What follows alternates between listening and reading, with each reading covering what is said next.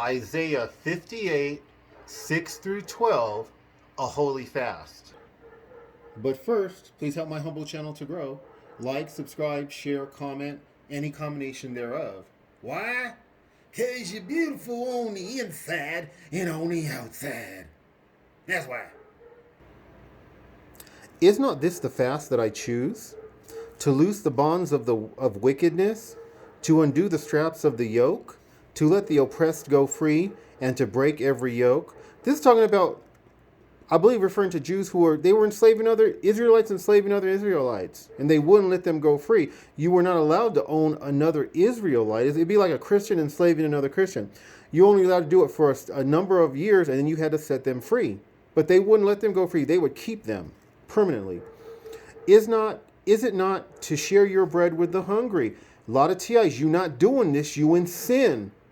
Don't talk about you ain't got enough money to do this. You ain't got enough money to not do this.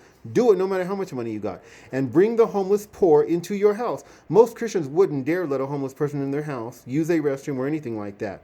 What you do unto the least of my people, you do unto me. That means you wouldn't dare let, Jesus said that. That means you wouldn't dare let Jesus into your home or use your restroom. When you see the naked, to cover him, and not to hide yourself from your own flesh. That's from your fellow man, I believe. Okay?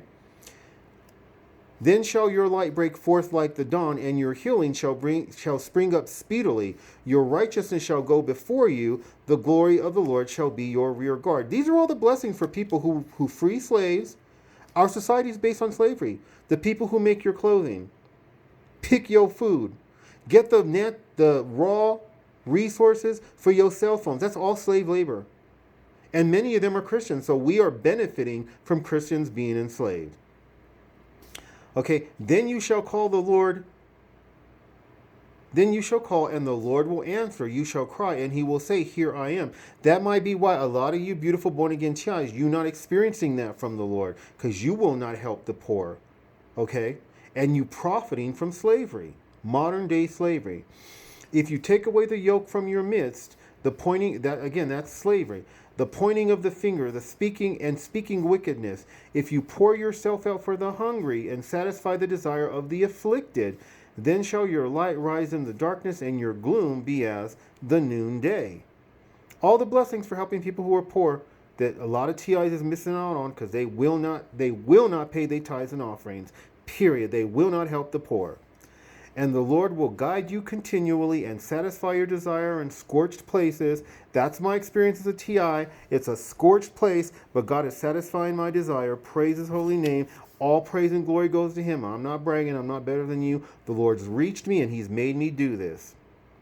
And make your bones strong, and you shall be like a watered garden, like a spring of water, whose waters do not fail. And your ancient ruins shall be rebuilt. He's going to rebuild us TIs who follow him, who stick to him. And you shall raise up the foundations of many generations. You shall be called the repairer of the breach, the restorer of streets to dwell in. What you can do to help stop modern day slavery is consume less, minimize it, give as much money as you can away to help the poor.